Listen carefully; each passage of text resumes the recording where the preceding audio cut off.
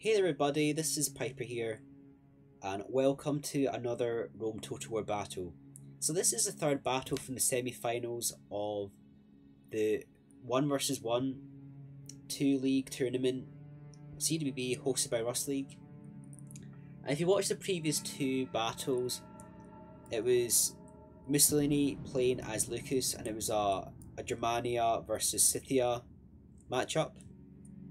This matchup is actually the last battle in the series, and both players have chosen the strongest factions in Rome TWR. So Moussolini's gone with Britannia, and LukaS has chosen Egypt. So this matchup is actually seen as kind of 50-50 in Rome TWR. Some players prefer Egypt because you get the archers and you get the pike, and it's slightly easier to play with Egypt for like a less experienced player. But Britannia in the right hands is probably slightly more powerful. You do get the better chariots, and these head hurlers basically own any infantry in Rome TWR. They're really powerful. So Moussolini has Britannia. We'll go through his army fast. He's gone with 6 slingers, and one of the benefits of Britannia is the slingers are a bit cheaper, and so are the infantry. So you can put chevs on your missile troops. So these slingers are gold. Some of them have 1 chev, some of them have 2 chev. I think half of them are 2 chev. So you get 6 units of head hurlers, and these guys are gold attack. 6 barbarian warlord chariots. Looks like they're all gold attack. And he's got 2 units of chariot archers. They're just gold attack. So go and look at LukaS's army. Obviously he's got the 2 units of chariot archers at the front there. They are gold attack. He's gone with... See, there's quite a lot of pike here.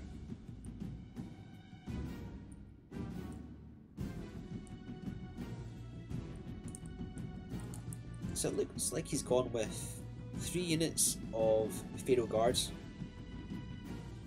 2 units of Nile spearmen. The Pharaoh guards are gold, and the Nile spearmen are also gold, looks like. 5 archers, they are gold, and 3 Pharaoh bowmen, gold attack. But I can only see 5 units of Egyptian chariots. These guys are upgraded. He could have brought 6 chariots, but he's gone with the extra unit of Pharaoh guards and the pike unit.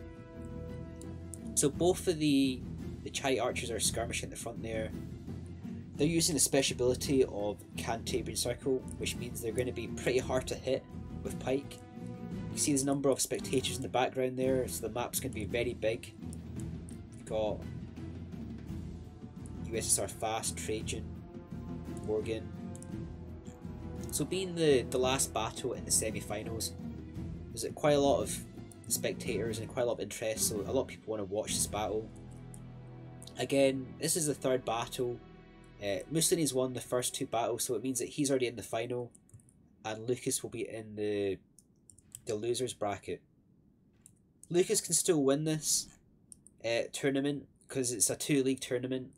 It means that Moussolini actually skips a set of matches.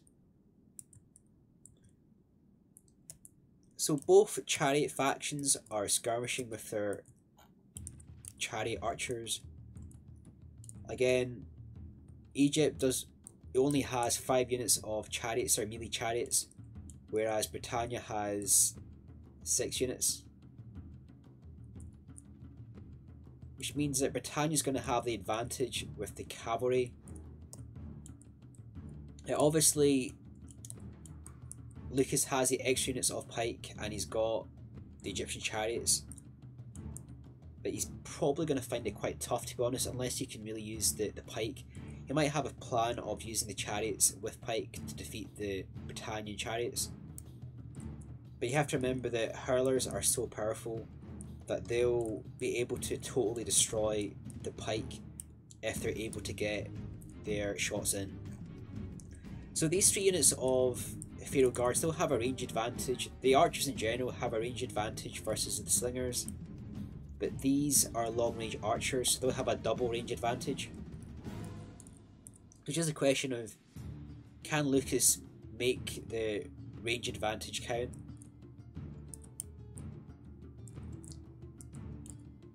So in this situation of like the chariot archers, Egypt does have the advantage. If you look at the individual chariots, you'll see that there's actually 2 units or 2 men firing per chariot. So 3 guys per chariot, 2 of them are archers. If you look at the Britannian chariot archers, there's only 1 archer on each chariot. So Egypt does have the advantage. There was a push there by Moussolini, trying to catch that unit of chariot archers with his warlord in loose formation, but LukaS saw that he actually pulled back. And to prevent him being shot by the Pharaoh guards, or the Pharaoh boatmen, Moussolini pulled back as well. So LukaS is using his 3 units of Pharaoh guards to try and target the British light chariots as well. And he is getting some shots in there, he's getting some kills on that chariot unit. But so is Moussolini as well, and he's going to pull back his chariots there. Moussolini's going to push forward his slingers, and he might actually get a shot in there. He's going to get a volley in there versus the chariot archers. So he actually gets a volley in there to the backs of those chariot archers. And LukaS didn't lose any chariots there, but he might have lost some of the hit points on those chariots. LukaS keeping very bunched up here. That's going to be a bit of a disadvantage for LukaS when the slingers come within range. Because LukaS only has 6 chariots, and they're only 3 upgrade, the warlords are 3 upgrade, it means that Moussolini can really dictate how the battle goes. LukaS can't really spread out his archers too much. He's only got 5 units of pike, and the chariots are inferior to Britannia in quantity and quality. LukaS has his chariot archers at the front there, and they're going to get mauled by the slingers. He should really have pulled those guys back and concentrate on the sides. He's got his other unit of chariot archers here. They're going to get caught by the barbarian warlords. And that's a good play there by Moussolini. He didn't really lose any chariots there, and he did a lot of kills on the Egyptian chariots. But again, he's going to have to watch here. The warlords are quite vulnerable to pike and missile. So the hurlers are in front of the slingers, and these guys are going to absolutely annihilate that unit of pike. They're down to 27. LukaS is going to charge forward his chariots, and this is where the disadvantage of only bringing 5 chariots comes in.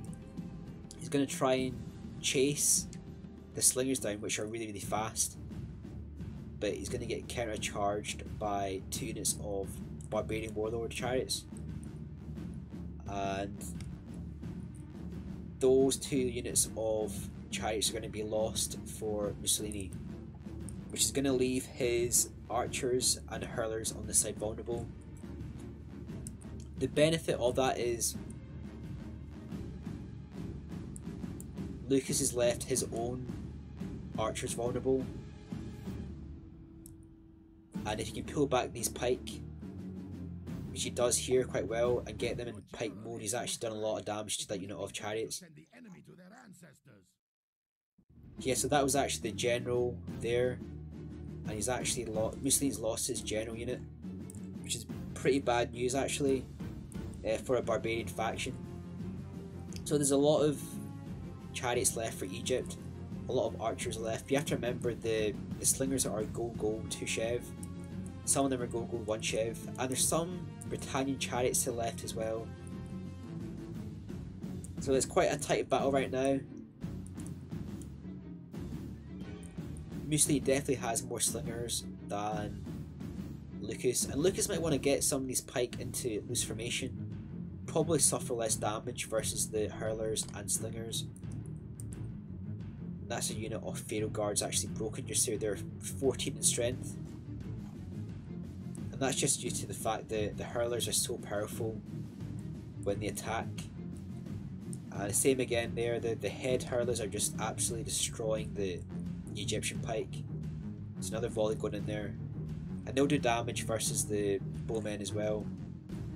And here's a charge here by LukaS against the slingers. And quite a good play there by LukaS. Has actually brought forward a unit of pike, and they're going to actually catch that unit of barbarian chariots. There's a lot more slingers than the left flank, and they're getting a lot of kills on the routing Egyptian units. Still a unit of Britannian chariots left and centre, but there's 2 units of British light chariots. They're actually exhausted. I'd imagine Moussolini will probably rest those guys, and the slingers will do a lot of damage to that pike unit there. They're actually retreating right there. Got the head hurlers right there. It's probably going to be a win for Moussolini. There's a lot more missile troops on the Britannian side, and he's got the unit of the 2 units of British light chariots, and those Egyptian troops are actually routing from fear of the chariots. He has a unit of warlords coming back there as well.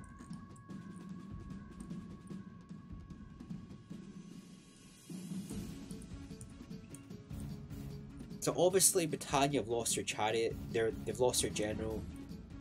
LukaS has switched to flaming arrows, but it's going to be a win for Moussolini. There's too many hurlers left. There's 37 hurlers, 29, 38. Tons of slingers left that are go 2 Chev, and he's got the chariots as well. So that'll be a win for Moussolini, unless he makes some serious mistakes here, which is unlikely. That'll be Moussolini going into the final with a 3-0 victory. So both players have played really well in this battle. It's always a good matchup, Britannia versus Egypt. I thought LukaS played really well actually. He made some great moves with his pike, and he used his Nile spearmen really well. I think he should have probably gone with 6 chariots. I think if he had an extra unit of chariots towards the end of the battle that could rout or push back the slingers, it would have been a lot more closer. But Moussolini played really well. Great use of his chariots, great use of his slingers, and the hurlers just absolutely defeated the pike. So that was the last battle from the semi-finals of this tournament. Obviously we're just looking at the winners bracket, but there's one more set of matches left, and that's going to be the final of this tournament. So I might actually speed this up. It's almost at the end of the battle. We can see the Egyptian troops are actually just running away off the field. We're going to speed this up to look at the end screen. So that was a really good battle. They're really well played to both players. Well played to Moussolini. Sound knowledge of Britannia. Spacing out his chariots and making his slingers. Putting the Chevs on the slingers probably made a big difference there. And well played to LukaS as well. I think if he had the extra unit of chariots, I've said before, he would have probably fared a lot better, but really well played to his pike movements there. He caught a lot of the Britannian chariots, and it was kind of close at the end. But anyway, that's really well played to both players. Hope you've enjoyed this battle replay. Stay tuned for the finals of this tournament. As always, don't forget to like, comment and subscribe. This is Piper signing off.